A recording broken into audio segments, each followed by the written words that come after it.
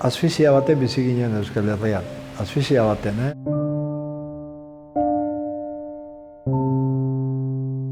Esango dizut, ze kazetari o ze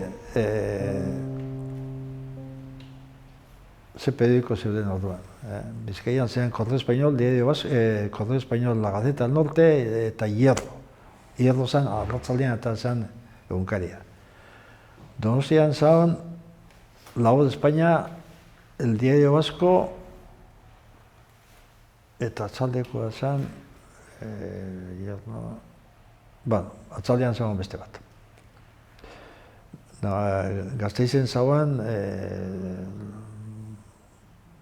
el diario de Álava, Álava periodiko bat, korreokoa zen. Eta Naparroan behar, diario Navarra. Osea, zegoen, Espainia, ziero. Eta guk esakegun, guk albisteak jasotzeko, Radio Paris, Radio Independiente eta olako erratiak gabian ipitzen inuzen, etxean entzuteko, eta hor, jakitzen inuen, hemen barnean, ze pasatzen zen, guk jakitekeik, ezta? Da, zan asfixia bat, orduan, zegoen kiston eskumina eta premina guk egunkari bat eukitzeko, eta sortu zen movimentu bat. Eta egin esan zen bat, eta beste bat sortu zen, Bizkaian, PNV daukana, ezta?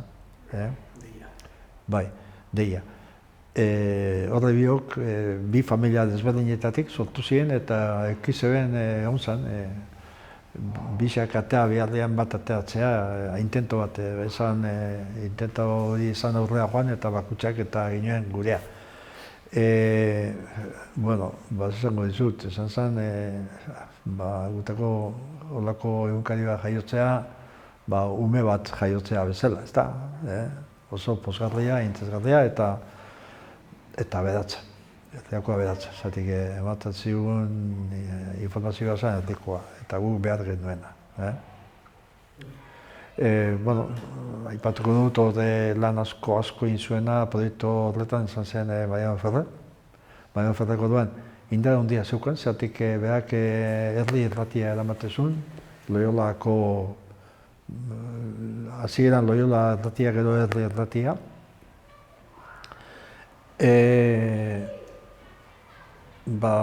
Nik uste dut Euskal Herrian, Gipuzkoan gitxienez denok entzuten geniola, beren sortzietan emoten zuten, hemen zuen ekitaldi bat eukitzen zuen ordubetekoa ero. Eta, azken finean, hemengo egoera informatzen zuen, eta oso interesanti zen, eta oso entzuna zen, eta prestigio handikoa, eta indar handia zeukana. Eta bera esan zen, proiektu honenko bultzatzaile garrantzienetako bat. Eta gero sortu zen beren inguruan, sortu zen beste talde bat, dirua ipin zutena, eta hortik atea zen egin.